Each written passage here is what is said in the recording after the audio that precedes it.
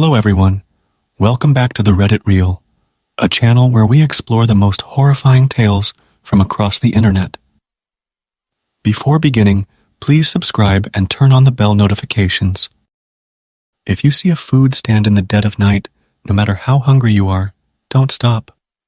When I just turned 20, I received a wonderful surprise in the mail. A happy birthday message from my good friend May, as well as an invitation to her wedding in the coming week. May's father had gotten a new job out of town while we were both still in primary school, and she left together with the rest of her family to her dad's new workplace back then. Moving out of town practically meant disappearing forever in those days.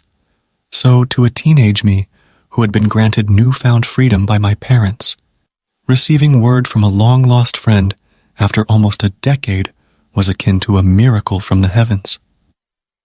It was thus a no-brainer to accept her invitation.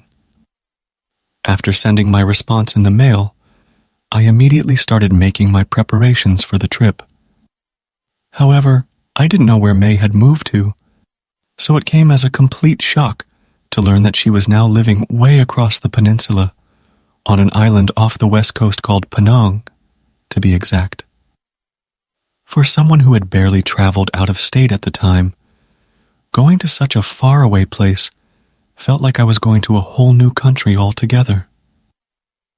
I was practically reeling in unbridled excitement the whole time that I was packing up my bags and counting the small stacks of notes stashed beneath my mattress.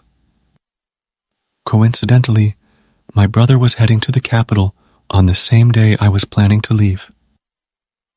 He offered to give me a ride to Putrajaya, the city's main bus terminal, where I could catch a long-distance bus up north and hop onto a ferry across to the island.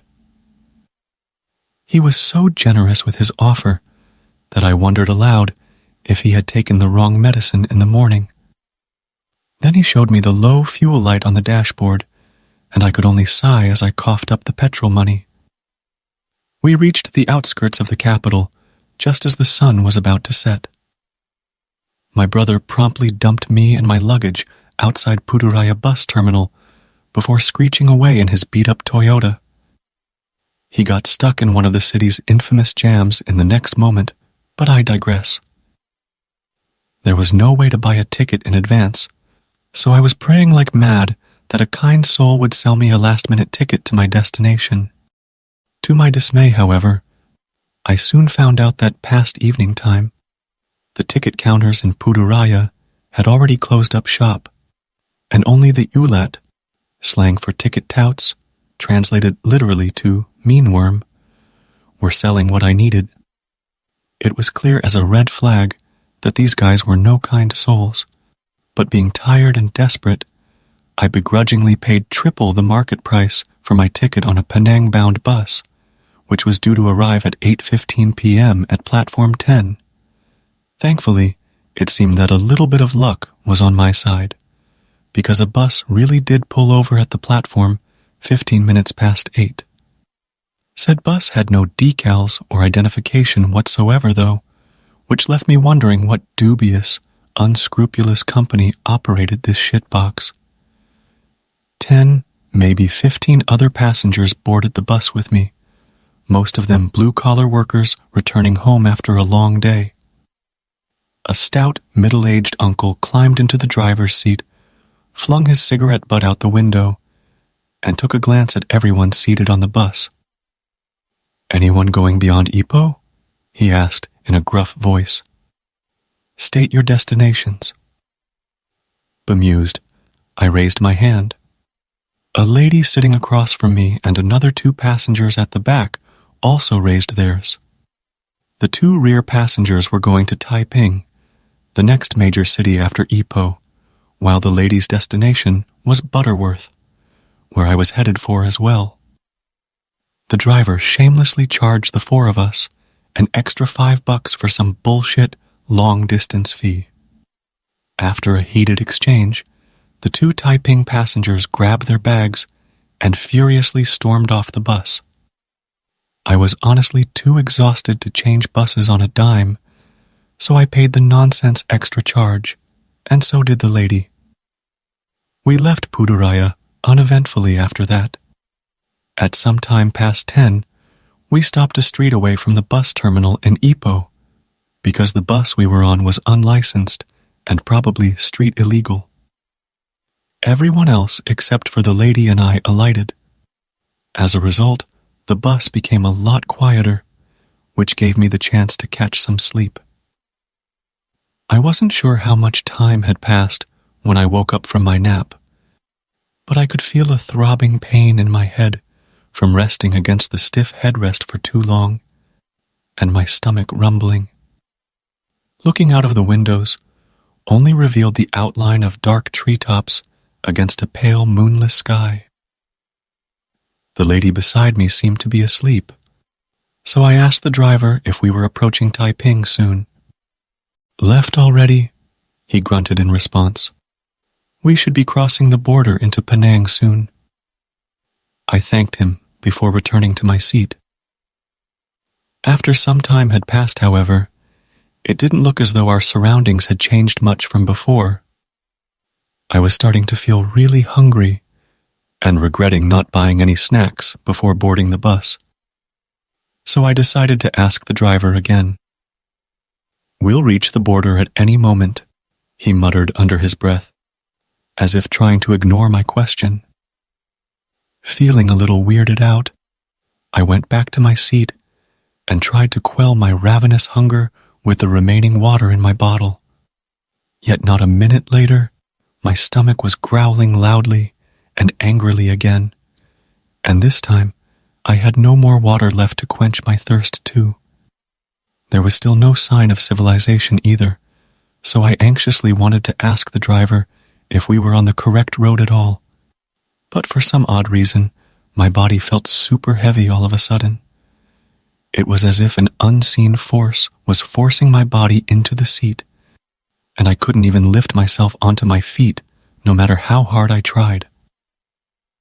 Just as panic began to rise in my gut, a conspicuous yellow glow in the distance ahead caught my attention suddenly. The brightly lit silhouette of a roadside stand soon revealed itself ahead of us.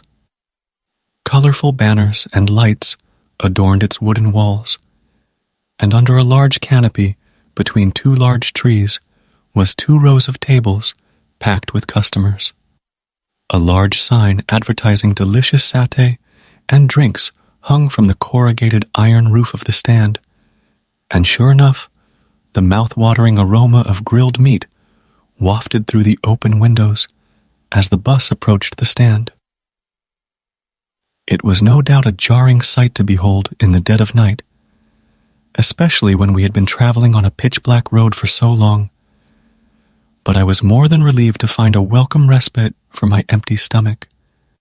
The driver seemingly had the same thought as I did, because he switched the hazard lights on and steered towards the road shoulder. All of a sudden, the lady beside me started shouting at the driver. "What are you doing? Don't stop the bus." "We're taking a short break," the driver retorted as he pulled the handbrake. "Please, you have to listen to me. This is not a good place to stop at," she pleaded, her eyes frantically darting between the roadside stand and the driver's annoyed face. "That's not what you think it is. We must leave immediately." Her protests fell on deaf ears, however. With a roll of his eyes, the driver jumped off and made a dash towards the stand, where the vendor was gesturing at him with a friendly wave. By then, I was so famished too that I was practically ready to pry the window off its frame just to get to the savory food faster. But 2 desperate arms abruptly held me back from rushing down the aisle to the open doors. "Don't!" the lady screamed at me. "You'll die if you go there!" Her maniac screaming momentarily snapped me out of the horrible daze of hunger and insanity that had overwhelmed my mind. Staggering backwards into my seat, I blinked and gawked at her crying face. What's wrong, Kakak?" "Take a closer look." She pointed a shaky finger at the roadside stand. There's so many people, but do you see any cars parked by the roadside? Her question sent a literal chill down my spine. I turned my gaze to the windows, and just as the lady pointed out, there were no other vehicles around, except for the bus we were on. It was then that the illusion was broken before my very eyes. The customers sitting at the tables were nothing more than solidified shadows and ghostly wisps. Their conversations were in a strange, deeply unnatural language I'd never heard of, the words rolling off their tongues made with sounds no human could possibly make or comprehend. But worst of all, I realized that the vendor, who now appeared to be a creepy amalgamation of human and indescribable demonic features, had their eyes fixated on me. In the split second that we made some semblance of eye contact, I swore I saw a crooked grin spread across its hellish face. Letting out an alarmed cry, I ducked beneath the window and trembled violently. Whoa, what the hell is that? Most probably Jinn, the lady whispered next to my ear. It's angry because I broke its spell, and now it's trying to exert its influence over your mind again. Cover your ears and don't look at it directly. I was already scared shitless at this point, so I followed what she said without a single complaint. Kak, how do you know? I've traveled between Taiping and Butterworth many times during the day, and I don't remember seeing any roadside satay stands along this stretch of road, she said, her voice trembling slightly. In fact, the land that this road sits on is known to be dirty, so no one will ever dare to set up shop here. Just at that moment, a loud grunt came from the front of the bus. We both started in fright, and the lady nervously raised her head to catch a glimpse of the unwelcome guest. You're back. Her voice trailed off as she stared at the driver with wide, terrified eyes. Noticing that her face had gotten deathly pale, I mustered the courage to ask her what was the matter. You can't see, she muttered, her gaze still riveted to the driver who had returned to the wheel and resumed driving. I glanced at the driver, but try as I might, I couldn't sense that anything about him had changed. That thing, it feeds on strong emotions, the lady continued, her words not quite making sense to me. And the driver is full of negative emotions. Streetlights suddenly flickered into view ahead of us. We were finally entering the border town into Penang. I let out a sigh of relief and slumped into my seat. But to my shock and utter bewilderment, the lady grabbed her belongings and ran to the doors in a mad rush. Let me off, she cried, frantically banging her fists on the door shutters. Stop the bus. I want to get off. Even the driver blinked in surprise. We haven't arrived at Butterworth yet. The lady looked at him as if she was staring at a ghost. I don't care. Please stop the bus. The driver shot her a disgusted look. Nevertheless, he pressed the brake and pulled over by the town's main road. Before the doors opened, the lady caught my frightened stare and shook her head wildly. If you value your life, don't stay on this bus any longer than you have to. Her ominous warning quite literally made me sick to my stomach. I was seriously contemplating if I should also bail out, but it was still some time before dawn. Taxis would be a nightmare to get a hold of at such a time. Not wanting to be stranded in the middle of nowhere, I could only watch as the lady vanished in the distance behind and braced myself for the worst.